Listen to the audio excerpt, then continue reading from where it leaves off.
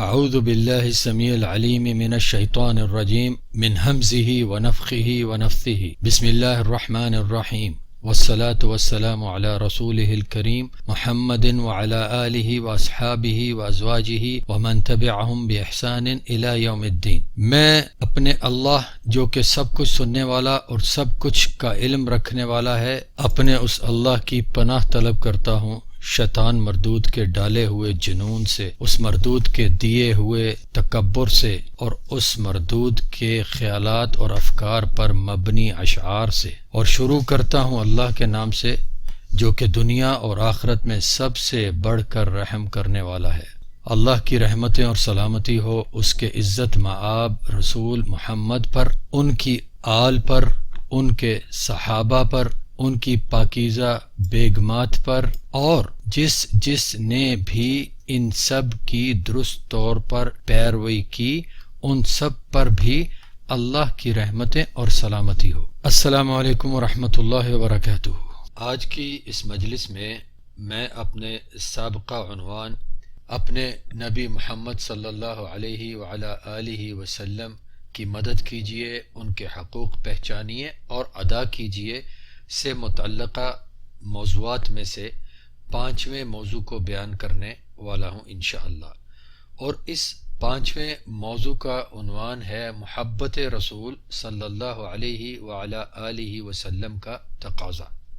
سامعین کرام، رسول اللہ محمد صلی اللہ علیہ وعلی آلہ وسلم سے محبت کا تقاضا ان کی مکمل تابع فرمانی ہے، اور اپنی زندگی کے ہر پہلو اور ہر معاملے کو ان صلی اللہ علیہ وعلی آلہ وسلم کی صحیح ثابت شدہ سنت شریفہ سے مزین کرنا ہے۔ صرف محبت رسول صلی اللہ علیہ وعلی آلہ وسلم کا دعویٰ کر دینا یہ تقاضا پورا نہیں کرتا، اور نہ ہی محبت کے دعوے میں اپنے خود ساختہ یا اپنے اختیار کردہ ایسے عقائد اور اعمال اپنانے اور ان عقائد اور اعمال کے مطابق عمل کرنا محبت کا تقاضا پورا کرتا ہے۔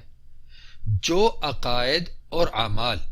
اللہ تبارک و تعالی اور اس کے رسول کریم محمد صلی اللہ علیہ وعلی آلہ وسلم کی طرف سے تائید نہ رکھتے ہوں، اور نہ ہی اپنی غلطیوں، کوتاہیوں اور اللہ تعالی اور اس کے آخری نبی اور رسول کریم محمد صلی اللہ علیہ وعلی آلہ وسلم کی نافرمانیوں پر مشتمل کاموں کو محبت کا نام دینا محبت ہے۔ سامعین کرام سنیے، کہیں آپ بھی تو ایسی باتیں کرنے والوں میں سے نہیں کہ مجھے رسول اللہ سے محبت ہے، اور یہ بھی سن رکھا ہے کہ ان صلی اللہ علیہ وسلم نے نماز کو اپنی آنکھوں کی ٹھنڈک فرمایا ہے، لیکن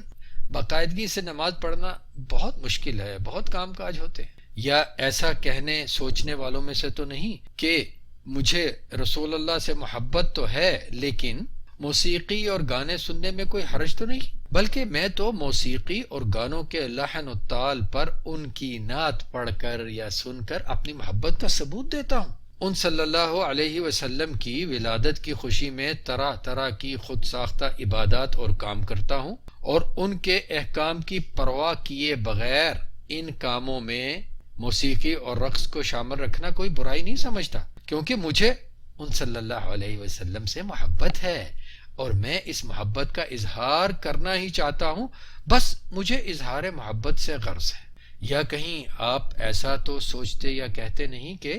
مجھے رسول اللہ صلی اللہ علیہ وسلم سے محبت ہے لیکن ٹی وی میں خبریں دیکھنا ضروری ہے، ریڈیو پر سن کر خبر ٹھیک سے ملتی نہیں، اور یہ ڈرامے بہت تعمیری ہوتے ہیں، معاشرتی مسائل اور خرابیوں کی نشاندہی کرتے ہیں، لہٰذا خبریں سنتے ہوئے اور یہ تعمیری ڈرامے دیکھتے ہوئے نامحرموں کو دیکھنا اور موسیقی وغیرہ سننا کوئی محبت رسول کے خلاف تو نہیں۔ یا کہیں آپ ایسی سوچ تو نہیں رکھتے کہ مجھے رسول اللہ صلی اللہ علیہ وسلم سے محبت تو ہے لیکن راہ چلتے نظر ادھر ادھر ہوتی ہی رہتی ہے، ارد گرد کی خبر بھی تو رکھنی ہوتی ہے نا صاحب، بس سب کو توجہ سے دیکھ لیتا ہوں، اور کئی چہروں اور شخصیات کو بار بار دیکھنا پڑ ہی جاتا ہے۔ نظر کی حفاظت نہ کرنا محبت رسول کے خلاف تو نہیں؟ یا آپ کچھ ایسا سوچتے تو نہیں کہ مجھے رسول اللہ صلی اللہ علیہ وسلم سے محبت تو ہے لیکن کاروبار میں تھوڑا بہت جھوٹ بولنا ہی پڑتا ہے ورنہ خسارہ ہو جائے گا، یا یہ کہ مجھے رسول اللہ صلی اللہ علیہ وسلم سے محبت ہے لیکن کھڑے ہو کر کھانے پینے میں کیا حرج ہے صاحب؟ اب تو ہر تقریب میں تقریباً ایسا ہی ہوتا ہے، محبت رسول کا اس سے کیا لینا دینا ہے؟ مجھے رسول اللہ صلی اللہ علیہ وسلم سے محبت تو ہے لیکن خوشی کے اظہار کے لیے، کسی کو شاباش دینے کے لیے، کسی کی حوصلہ افزائی کرنے کے لیے تالیاں اور سیٹیاں بجانے میں کوئی مسئلہ نہیں، محبت رسول اس سے منع تو نہیں کرتی۔ مجھے رسول اللہ صلی اللہ علیہ وسلم سے محبت ہے لیکن بلا عذر اور بلا جبر تصویریں کھینچنے کھنچوانے، گھر کاروبار کی جگہ گاڑی وغیرہ میں تصویریں اور مجسمے سجانے کا اس محبت سے کیا واسطہ؟ مجھے رسول اللہ صلی اللہ علیہ وسلم سے محبت ہے لیکن دین میں کوئی نئی عبادت یا عقیدہ بنانے کا حقدار میں دوسروں کو بھی سمجھتا ہوں، اس سے رسول کی محبت کا تو کوئی واسطہ نہیں ہے۔ مجھے رسول اللہ صلی اللہ علیہ وسلم سے محبت ہے لیکن یہ بھی مانتا ہوں کہ وہ صلی اللہ علیہ وسلم شریعت کے کچھ حکم خفیہ طور پر کچھ خاص لوگوں کو دے گئے ہیں، اور میں اس عقیدے، اس معاملے کو ان صلی اللہ علیہ وسلم کی امانت داری میں اور منصب نبوت کی تکمیل میں کمی نہیں سمجھتا۔ کوئی حرج نہیں ہے، کسی کو خفیہ طور پہ کچھ دے گئے تو کیا ہوا؟ مجھے رسول اللہ صلی اللہ علیہ وسلم سے محبت تو ہے، اسی لیے تو یہ مانتا ہوں کہ ان صلی اللہ علیہ وسلم کی کچھ صفات اللہ کی صفات جیسی بھی ہیں۔ یہ کوئی شرک تھوڑی ہے، یہ تو محبت رسول ہے۔ مجھے رسول اللہ صلی اللہ علیہ وسلم سے محبت ہے لیکن قرآن کے ذریعے کمائی کر کے کھانا بھی درست سمجھتا ہوں، کمائی کرتا ہوں میں قرآن کے ذریعے۔ مجھے رسول اللہ صلی اللہ علیہ وسلم سے محبت ہے لیکن کافروں کی دیوالی کی طرح عبادت سمجھ کر چراغاں بھی کرتا ہوں۔ مجھے رسول اللہ صلی اللہ علیہ وسلم سے محبت ہے لیکن کافروں کی طرح دنیاوی زندگی کی ذمہ داریاں ترک کر کے رہبانیت اختیار کرنا بھی درست سمجھتا ہوں، درگاہوں میں جا کے زندگی بسر کرنا بھی درست سمجھتا ہوں۔ مجھے رسول اللہ صلی اللہ علیہ وسلم سے محبت ہے لیکن ان صلی اللہ علیہ وعلی آلہ وسلم کے حکم کے مطابق پوری صحیح داڑھی رکھنا مشکل ہے، کیونکہ لوگ اور خاص طور پر غیر مسلم اچھی نگاہ سے نہیں دیکھتے۔ ارے بھائی، رشتے ملنے بھی مشکل ہوتے ہیں اور عموماً بیگمات بھی پسند نہیں کرتی۔ مجھے رسول اللہ صلی اللہ علیہ وعلی آلہ وسلم سے محبت ہے لیکن اپنی گھر کی عورتوں کو پردہ نہیں کروا سکتا، لوگ دقیانوسی کہیں گے، بلکہ میں تو دینی محفلوں میں جا کر اپنی محبت کا ثبوت دیتا ہوں، اپنے گھر پر بھی طرح طرح کے ختم شریف اور میلاد شریف کرواتا ہوں۔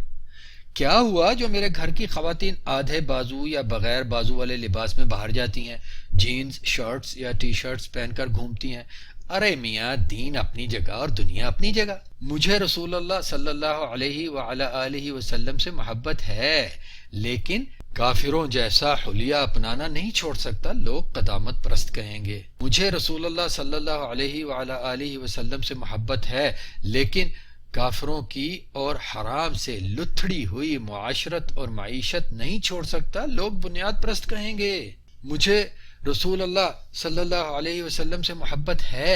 لیکن بات تو کرنی ہی ہوتی ہے نا بھائی، لوگوں کی خرابیاں اور خامیاں بتانا ہی پڑتی ہیں، لہذا غیبت اور چغل خوری میں بھلا کیا حرج ہے؟ مجھے رسول اللہ صلی اللہ علیہ وعلی آلہ وسلم سے محبت ہے لیکن اپنے مذہب،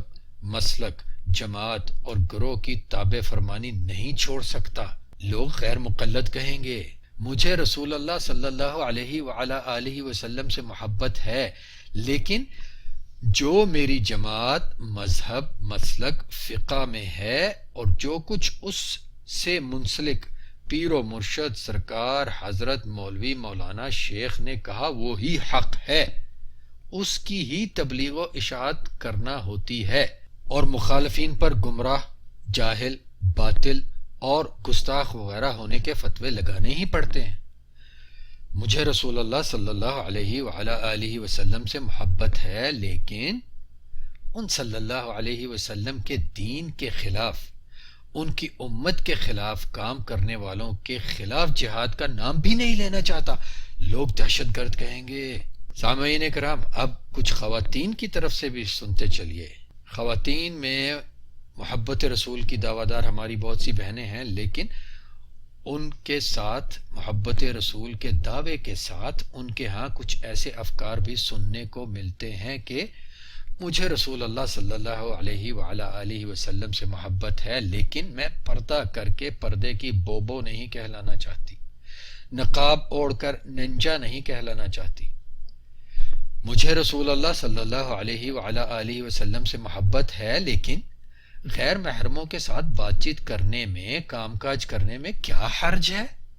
مجھے رسول اللہ صلی اللہ علیہ وعلی آلہ وسلم سے محبت ہے، لیکن کافر یا بازاری عورتوں جیسا حلیہ بنانے کا اس محبت سے کیا واسطہ؟ مجھے رسول اللہ صلی اللہ علیہ وعلی آلہ وسلم سے محبت ہے، لیکن مردوں کی نقالی کرنے میں کیا مسئلہ ہے جناب؟ مجھے رسول اللہ صلی اللہ علیہ وعلی آلہ وسلم سے محبت ہے، لیکن چادر اور چار دیواری میں گھٹن کا احساس ہوتا ہے۔ مجھے رسول اللہ صلی اللہ علیہ وعلی آلہ وسلم سے محبت ہے، لیکن اپنی آزادی اور مردوں سے برابری کا حق کھونا نہیں چاہتی۔ مجھے رسول اللہ صلی اللہ علیہ وعلی آلہ وسلم سے محبت ہے، لیکن اگر خریداری کرتے ہوئے کچھ ناز و انداز دکھا کر کچھ پیسے بچا لیتی ہوں تو اس محبت پر کیا فرق پڑتا ہے بھلا؟ اور کچھ لوگ ایسا بھی کہتے لکھتے ہیں کہ ہمیں رسول اللہ صلی اللہ علیہ وسلم سے محبت ہے، لیکن ان کی شان میں گستاخی کرنے والوں کے خلاف کچھ نہیں کہہ سکتے، کیونکہ اب زمانہ آزادی رائے کا ہے۔ ہمیں رسول اللہ صلی اللہ علیہ وعلی آلہ وسلم سے محبت ہے،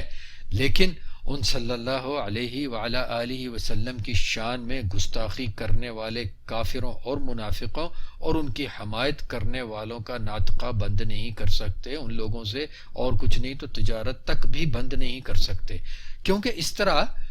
شاید ان گستاخوں سے زیادہ نقصان مسلمان تاجروں یا ان کی تجارت سے منسلک مسلمانوں کو ہو جائے گا۔ سامعین کرام، آج کھربوں مسلمانوں میں لاکھوں تاجر ہیں، اور ان میں سے چند سو ہی ایسے ہیں